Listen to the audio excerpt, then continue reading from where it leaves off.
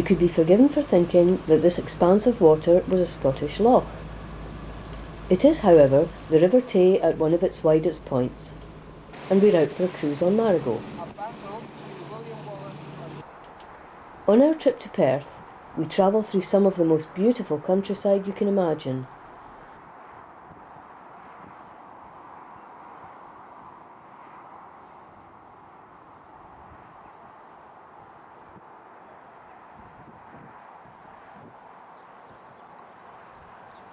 But not many sights come much more unusual than this one.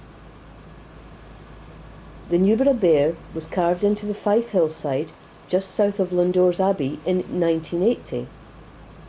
Its link with history is complicated, but it's believed to be a depiction of the bear and ragged staff which was on the coat of arms of the Earl of Warwick. And the origin of the legend goes back to the time of King Arthur and the Round Table. As we move further along the river, we come to the site of an ancient relic. This 3,000-year-old logboat was discovered in 2001 in the intertidal mudflats at the head of the Tay estuary. It took a few years of careful work to excavate this, as the work could only be carried out at low tide. In 2006 it was eventually safely removed and is undergoing long-term restoration work at the National Museums of Scotland in Edinburgh.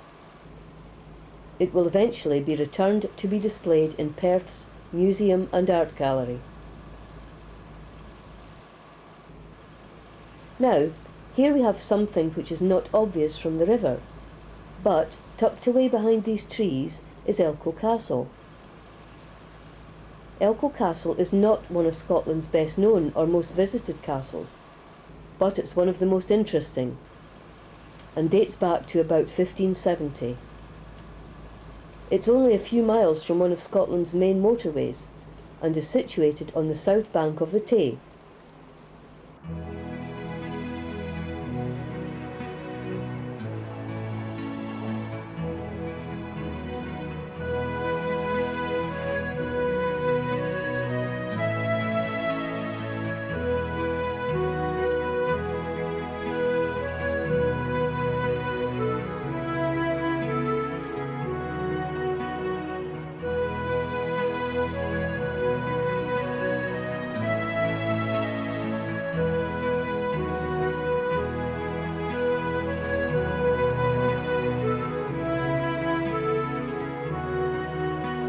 As we approach Perth, Marigot negotiates the channel under the Friarton Bridge.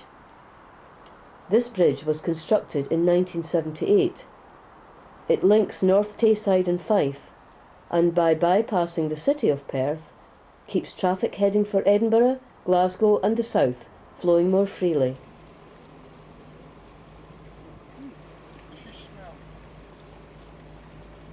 This is as far as we go. So, just short of the first bridge in Perth, and with St Matthew's Church spire now behind us, we gently turn around and head back along this ancient river.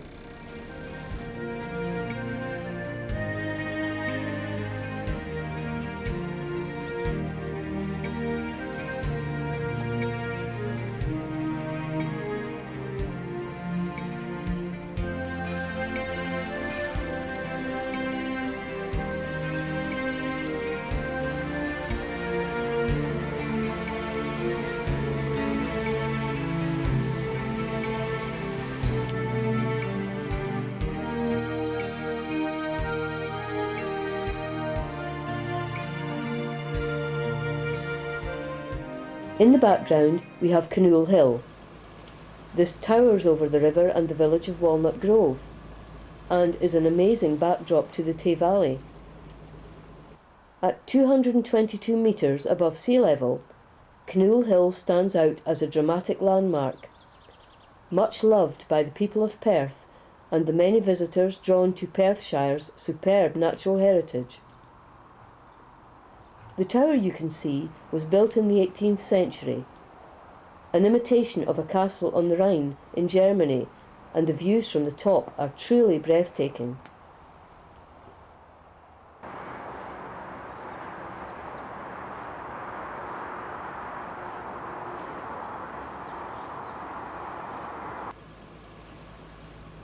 As we pass under the Froughton Bridge on the home run, we reach the site of the old salmon fisheries station.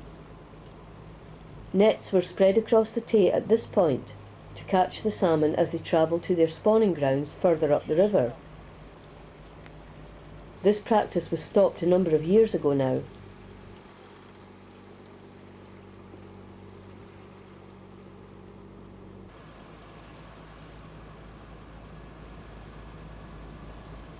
You can still see signs that salmon fishing goes on, but on a much smaller scale than before. And I have no doubt that the heron will also be happy now that net fishing has ceased.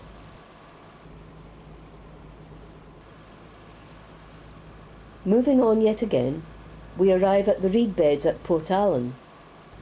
This enormous site covers around 2,000 acres and is the UK's largest. The reeds were planted in the 1780s by a landowner in an attempt to prevent erosion of the riverbank. Little did he know how big a part they would be playing in later years. They are reckoned to be the best reeds in the country for thatching, and although harvesting still goes on, they are now more importantly a bird sanctuary. The rare migrant marsh harrier has been successfully nesting here for a number of years.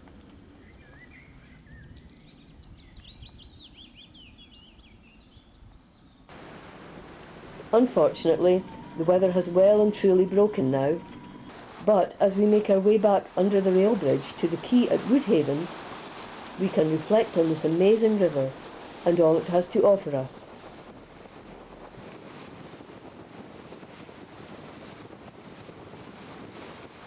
From the numerous historical landmarks on the inner reaches to the magnificent dolphins which entertain us so much during the summer months.